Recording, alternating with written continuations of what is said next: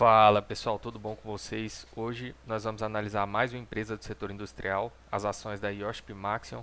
Vamos entender se essa companhia vale a pena e se ela pode pagar até 13% de dividend yield em 2022. Analisando a cotação dessa empresa, ela fez um pico aqui por volta de agosto de 2022 e desde então ela apresenta uma queda consolidada de 29%.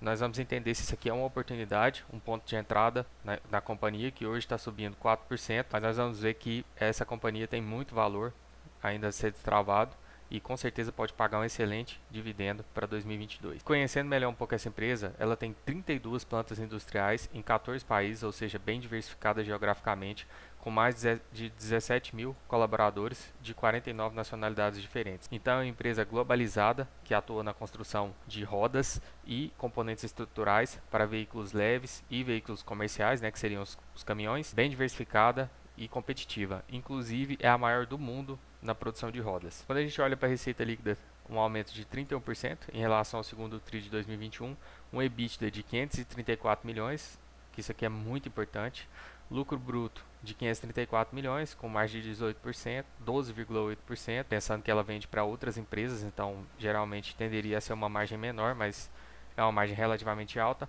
um aumento de 27% em relação ao segundo TRI, então mostra que desde a queda no consumo de automóveis que aconteceu por conta da pandemia, a gente já encontra aqui uma melhora nos resultados. A alavancagem, que é uma coisa que chama um pouco de atenção, porque ela tem uma dívida de 2 vezes EBITDA, só que é uma dívida bastante alta em valor absoluto, mas essa empresa está tão barata em relação ao EBITDA dela que a dívida continua barata se a gente pensar que é apenas 2,2 vezes EBITDA e um lucro líquido no segundo TRI de 2022 de 190 milhões. O resultado de 2022 mostrou que houve uma diminuição de 2019 até principalmente 2020 e 2021, que é perfeitamente normal dado o cenário macroeconômico mundial, mas que o guidance dela para os próximos anos é de uma melhora de recuperação tanto em veículos leves quanto em veículos comerciais, que seriam os caminhões, onde as margens dela são ainda maiores.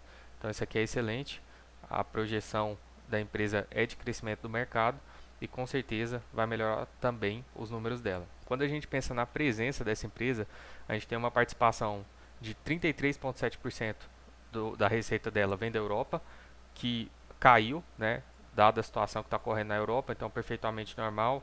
Do segundo TRI de 2021 para o segundo TRI de 2022 a gente tem uma queda ainda pequena, eu acredito que esse valor vai cair mais um pouco.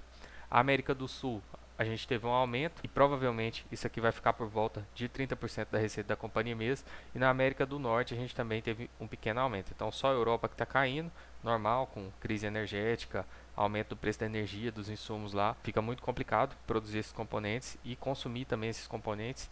Então eu acredito que pensando em Europa, a gente vai ver uma diminuição ainda nos próximos trimestres, mas o principal foco da companhia é o que ela chama de Ásia e outros, onde ela pretende chegar a 25% da receita dela nos próximos anos, através de contratos com a China e principalmente com a Índia, que tem uma população muito volumosa, que ainda apresenta uma capacidade de veículos bem menor do que a China, mas que está crescendo e a gente nunca sabe o que pode virar no futuro a Índia e esse mercado para a Iochpe. Olhando para os indicadores de valuation, a gente vê um dividend yield atrativo de quase 13%, um PL barato de 3,23 e um EV/EBITDA de 3,43 vezes. Se a gente considerar que o EBITDA que ela teve nos dois primeiros trimestres de 2021, a gente vai chegar a um valor de uma vez EBITDA no valor de mercado dessa empresa, que é muito barato. Então esse EBITDA aqui provavelmente vai melhorar nos próximos dois trimestres, muito por conta do preço dos insumos, A gente sabe que o ferro e a sucata estão caindo e o aumento do custo energético na Europa. Então tudo isso vai beneficiar as margens dessa empresa e com isso ela tende a apresentar uma evolução nesse indicador. Um ROIC de 11% para uma empresa que tem uma dívida em valor absoluto relativamente alta, eu considero uma dívida alta, é a coisa que mais me deixa com o pé atrás nessa empresa, mas também vejo como uma oportunidade, porque se ela reduzir essa dívida, ela vai ficar extremamente atrativa o valuation dela. Então, a gente tem crescimento de receitas e lucros de 95% nos últimos 5 anos, o que é espetacular. Então, mostra que a empresa está em crescimento, constante crescimento. E avaliando mais alguns números, a gente chega no valor de mercado de 2 bilhões, se a gente multiplicar o valor da cotação da ação pelo número total de ações, Então, um valor relativamente baixo, visto que a empresa tem 4 bi de patrimônio líquido e custa 2 bi, então já dá para a gente enxergar que pode ser que haja algum valor, mas uma coisa que chama um pouco a atenção é essa dívida líquida dela de 4,6 bi.